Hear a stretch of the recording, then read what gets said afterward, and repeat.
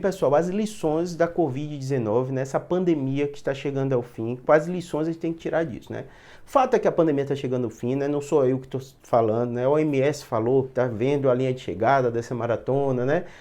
Próprios dados aqui, né? Queda consistente, né? Claro que a gente pode ter uma nova onda pequena, alguma mutação, né? Ciência não é uma coisa exata, então a gente tem algumas variáveis que a gente não tem controle, mas tudo indica que é o fim da pandemia, né? As lições que a gente tem que aprender, né? Uma das mais relevantes é a importância de seguir as orientações científicas, né? Quando eu digo orientações científicas, é porque o mundo, hoje, ele é muito mais organizado do que era antes. Então, por exemplo, né, você ficar doente, você vai procurar um médico, ninguém tem dúvida disso, né? Mas um cenário de pandemia, né, os órgãos públicos, os órgãos científicos, eles têm um peso muito grande na decisão, porque às vezes até a gente médico individualmente demora da gente saber as informações, né? E é difícil às vezes a gente interpretar e entender o que deve ser feito. Então os órgãos científicos, né? E aí entra, né, a Anvisa aqui no Brasil, né? FDA, CDC norte-americano, EMA na União Europeia, eles tiveram um papel central nessa pandemia. E por que eu digo a importância de você ouvir esses órgãos? Porque muitos erros e equívocos de médicos individuais aconteceram.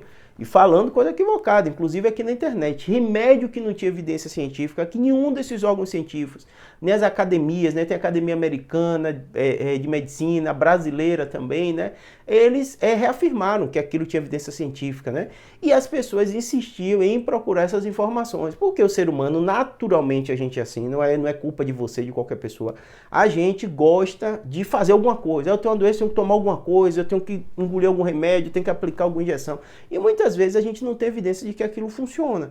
E nesse afã de tentar buscar uma coisa, mesmo que fosse mágico, o que é que seja, versus a falta de conhecimento ou compreensão de como funciona a ciência, levou a um caos de informação. Aqui na internet também, mas no mundo real também, grupo de WhatsApp da família, tudo isso. Quem é médico ou quem não é, provavelmente recebeu sugestão de tomar algum remédio, ou tomou remédio sem orientação médica, ou tomou remédio que o médico orientou, depois viu que aquilo não tinha evidência científica. Isso aconteceu.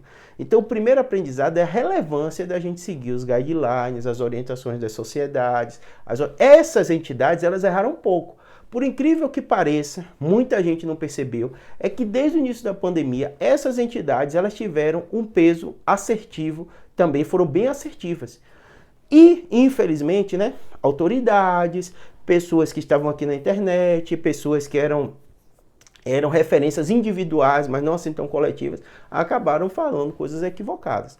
Então esse peso da comunidade científica organizada, né, das revistas, dos artigos, né, dos guidelines, das sociedades, eles têm que sair uma lição, um aprendizado nessa pandemia, que eles têm uma relevância muito grande. Ah, não são perfeitos, é raro e tal, óbvio que sim, mas eles são mais assertivos, eles têm uma evidência científica do peso do que eles falam, maior do que o médico individual. Ah, o médico individual pode acertar e a associação pode errar, a sociedade pode errar, os guidelines podem estar errados. Sim, a ciência é uma coisa dinâmica, mas o peso, ainda mais no caso de uma pandemia, deles tem que ser mais relevante e as autoridades têm que ouvir.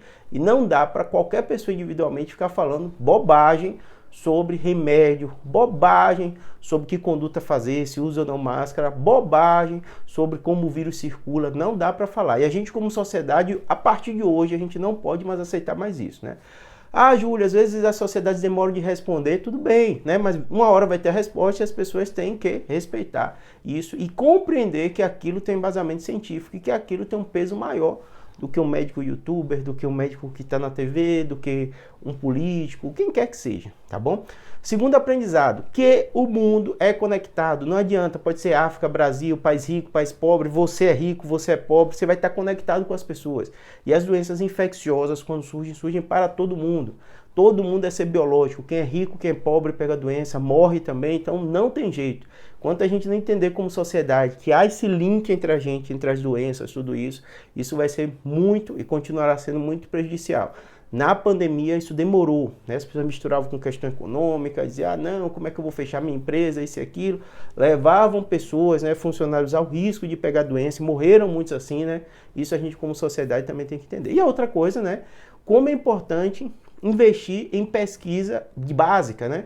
Foram os cientistas que já estavam trabalhando há décadas com possíveis vacinas de RNA, tudo isso que levaram o estopim de sair a vacina da Pfizer. Não foi da noite para o dia, porque alguém falou, ah não, vamos fazer essa vacina de RNA. Tinha que ter um conhecimento acumulado.